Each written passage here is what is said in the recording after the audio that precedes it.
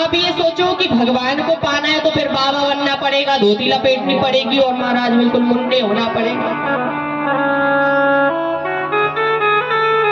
तो ऐसे नहीं भाई। एक बार वृंदावन में एक आदमी थे, तो उनका पता नहीं कहां से मन हो गया, तो उनने महाराज पीली धोती लपेट ली और पूरे मुन्ने हो गए और बढ़िया घूमने लगे। तो लोगों ने पूछा, भैया जी क्या बात है, जी भेष कैसे बदल लिया? बोले अब हम महाराज बन गए। बोले महाराज क्यों बन गए? अरे बाबा बनने के बड़े वो हैं फायदे। बोले क्या फायदे हैं?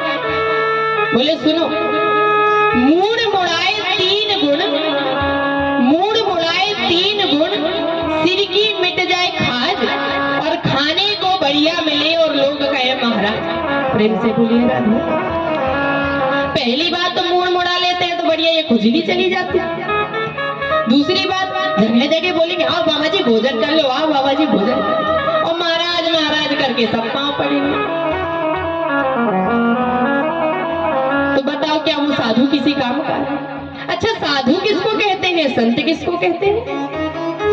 जरूरी नहीं कि धोती लपेटने वाला, तिलक चंदन लगाने वाला ही, चोटी रखने वाला ही साधु है।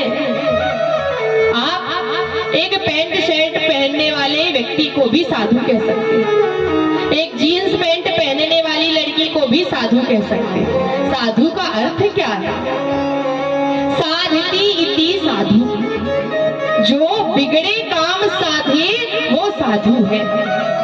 संत जो हमारे जीवन के अज्ञान का अंत कर दे वो संत है। जो आपको सही राह दिखाए, आपके जीवन के अंधकार को दूर करे वो संत है। अब आपको किसी शहर जाना है तो वहां जाने के दो रास्ते होते ना। एक तो सीधा रास्ता होता है कि भैया यहाँ से ये तो है, ये जाना ही है, और एक दूसरा होता है बाईपास, होता है ना बाईपास। अब आप सीधे रास्ते से जाओगे तो उसमें बहुत सारे ब्रेकर मिलेंगे, ट्रैफिक मिलेंगे, बहुत सारी समस्या आएगी। अब जब बाईपास से जाओगे तो क्या होगा? कोई समस्या नहीं, फटाक से। तो गृहस्थ धर्म और सन्यास धर्म यही है।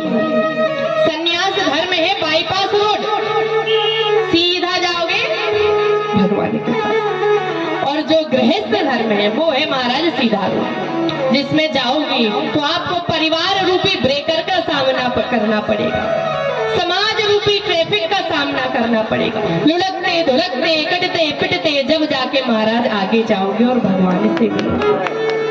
और सीधे सीधे जाने में महाराज कोई मजा नहीं है, जब तक मेहनत ना की जाए तो क्या रोटी खाने में मजा आता है? प्रेम से बोलिए राधे।